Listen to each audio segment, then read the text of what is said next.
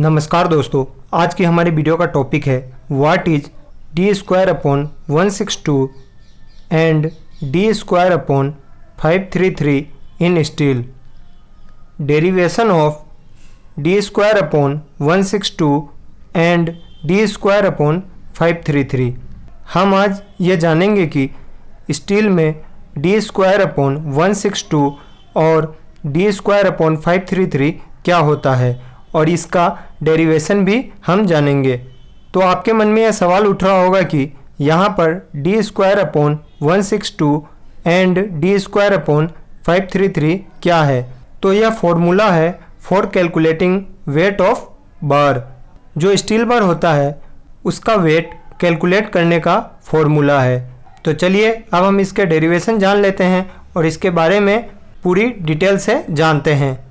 Video चालू करने से पहले आपसे एक रिक्वेस्ट है कि वीडियो पसंद आए तो वीडियो को लाइक करें और साथ ही चैनल को सब्सक्राइब कर ले।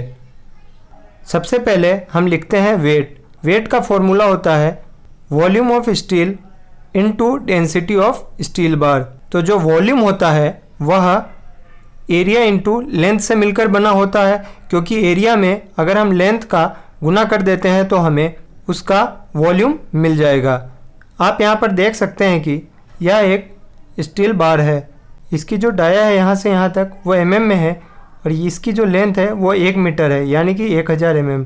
और इस बार का डेंसिटी है 7850 kg पर मीटर क्यूब, जिसे हम kg पर mm क्यूब में इस तरीके से लिख सकते हैं 7850 भाजक 1000 इंटू 1000 इंटू 1000। एरिया को हम π/4 इंटू डी स्क्वायर लिख सकते हैं into length of bar into density of steel bar.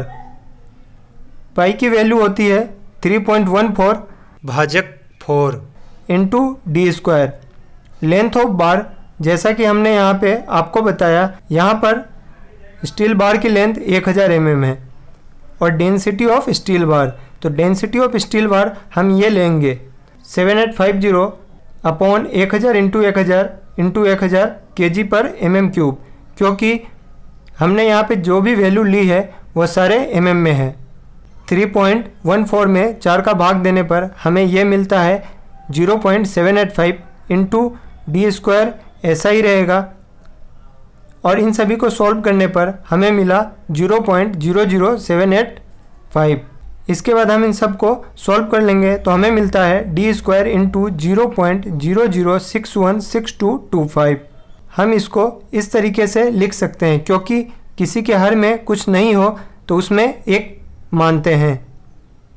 D square upon 1 into 0.00616225 upon 1 को हम इस तरीके से लिख सकते हैं डी स्क्वायर अपॉन 1 अपॉन 0.00616225। हमने यहाँ पे गुना से इसे भाग में चेंज कर लिया, क्योंकि हमें यहाँ पे वेट का फॉर्मूला निकालना है। अब इसे सॉल्व करने पर हमें मिलता है डी स्क्वायर अपॉन 162.278, जिसे हम डी स्क्वायर अपॉन 162 मान लेते हैं। यह जो फॉर्मूला है वह स्टील बार का वेट kg पर मीटर में ज्ञात करेगा। यह हमारा मेन फॉर्मूला है। अब आपको एक नोट ध्यान रखना है, this formula is only applicable for circular shape steel bar. अब हम देखते हैं कि इस फॉर्मूले की सहायता से आप स्टील बार का वेट कैसे ज्ञात करेंगे। तो formula for weight of steel is equal to D square upon 162 into length of bar. जो स्टील का बार है उसकी डाया mm में हमें यहाँ डालनी है और जो लेंथ ऑफ बार है वह मीटर में डालनी है।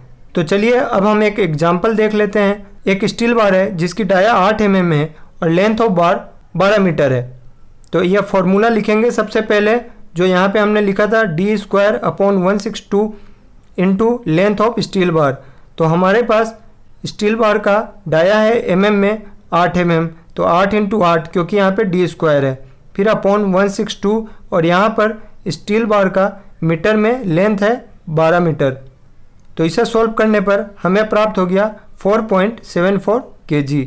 तो इस तरीके से हम इस फॉर्मूले का यूज करते हैं। अब हम डेरिवेशन निकालना सीखेंगे d²/533 का। तो जैसा कि हम पहले यहाँ तक निकाल चुके हैं, मैं आपको दिखा देता हूँ। यह देख लीजिए, हमने यहाँ तक ज्ञात किया था, तो इसके बाद से ही हम डायरेक्ट आगे चलेंगे।